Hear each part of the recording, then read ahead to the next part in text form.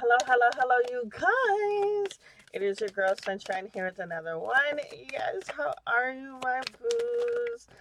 So we are going to see what is going on in the collective love life. So, cards are ready. So we have here. Okay, we have healing, family issues, you deserve love, worth waiting for, love yourself first, and romantic feelings. So, give me a second.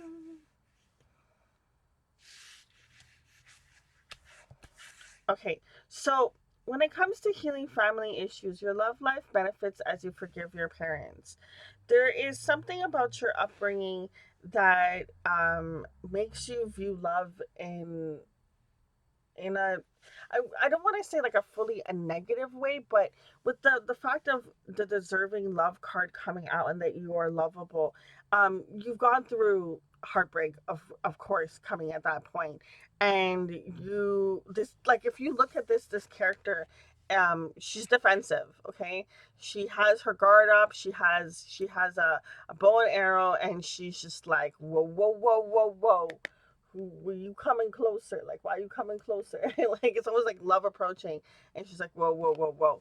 Um, but it's not always love. So, because it's not always feeling like it's love, the defenses are up because, in a sense of,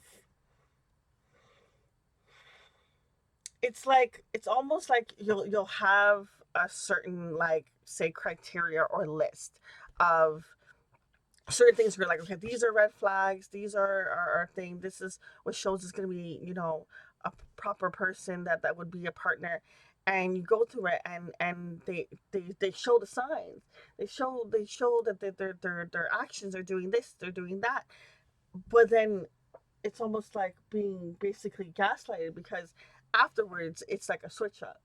And I feel, because there has been those situations that has happened in past love, for this particular character, this particular person, they are they have their defenses up. However they view love is based off of whatever situations has happened with their parents, their upbringing. um Now, it doesn't necessarily have to be something negative, but with the fact of the card being about healing, it's almost about, I don't know what the parents did in the situation, what happened in your upbringing, um, but the thing is, this forgiveness that has to happen in the situation, it's not for them. It's not for the parents. It's not for the people you grew up with. It's for you. It's there's it's almost like it's a negative voice that you have that carries around and comes around with you, and kind of comes and pops out in certain situations, when any situation seems like it could be even close to something of love or romantic feelings. When you find a way to forgive what has happened in this situation, that voice, it fades. It doesn't have as much strength, because it's almost like whatever happened in this past situation is almost like the best excuse to keep that thought pattern going. The more that you love yourself, it says that self-respect makes you more romantically attractive. And the reason why that does is because you carry yourself in a different form, in a different way. And I'm not saying that you don't completely love yourself. I do feel like, yes, you do. But there is something inside of you that doesn't see maybe your full potential, you know? Understanding that you are deserving of love, that you can love another can love you back for whatever qualities, whatever thing that has happened to you in the past, um, and making you feel that you're not deserving of love, that you're not lovable. is a thought pattern that you cannot carry with yourself going forward in order to get to the point of having love that you want. Now, it does start with yourself, and I know this sounds like such a corny, corny thing to say, but it does start with yourself, because what happens is when you love yourself, you end up radiating this beautiful energy out into the world, and by doing that, you're now on the frequency to receive love, and keep it going. But maybe when those love situations come about, maybe negative thoughts, that negative little voice from the past situations comes in and tells you XYZ, and can be painting a whole different picture of a person that may not necessarily be that. um or maybe they are, but I feel like what is meant to be will be, right? What is meant for you, you'll have. For whatever reason, it hasn't come to you um, at this point, which is, it sucks. I mean, I can feel the pain from this woman in the deserving love card.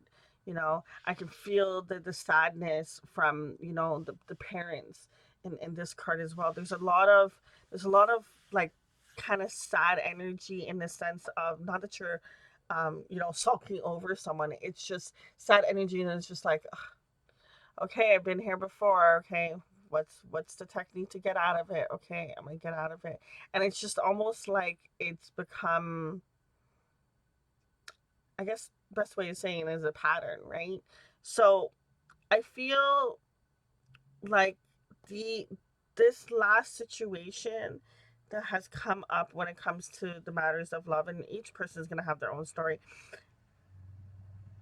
When you identify what part you played and what part they played, and where you weren't necessarily putting your love first and yourself first, it's going to help you move past a certain dialogue, and understand that you are deserving of love, that you can have love. A good thing to do is mantras. Mantras really help in those times where that negative voice comes out. But when you can get to that point and understand that, you know, the next one is going to be better than the last, or this didn't work out with this person because they weren't going to give me everything that I needed and everything I've wished for. So this was just a stepping stone. This had some whatever lesson I needed to learn in order for me to now move on to the next chapter. And take the good that you can from the situation, and learn from anything that you considered bad, and keep it pushing. Because that energy, when you release it, I feel like that's when some romantic person is going to come in, it's going to have romantic feelings, and you might be a little timid to go towards it. We have here 7 of Cups. Yeah, feeling like I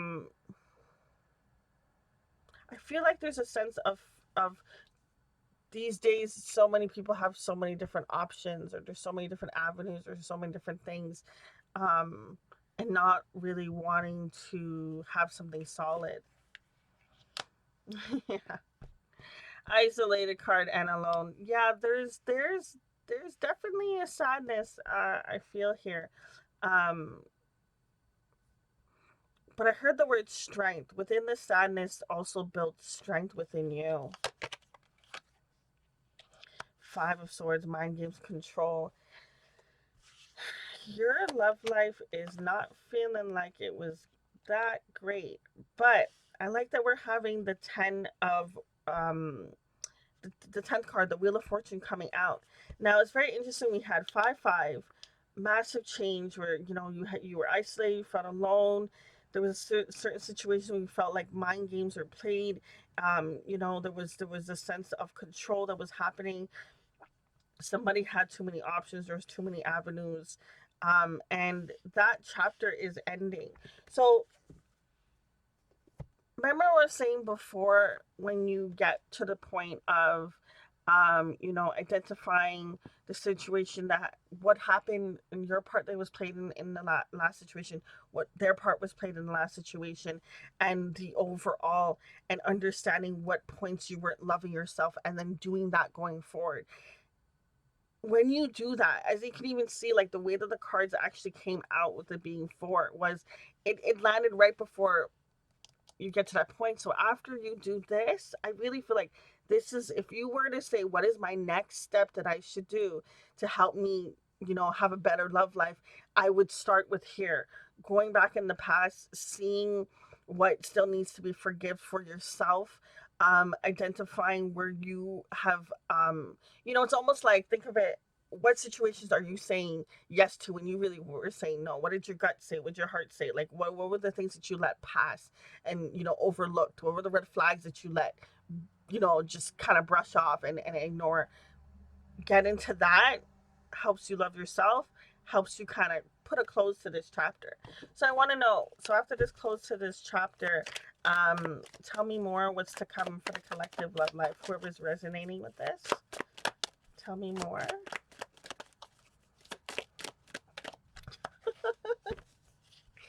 Wow, we got here the twin flame card.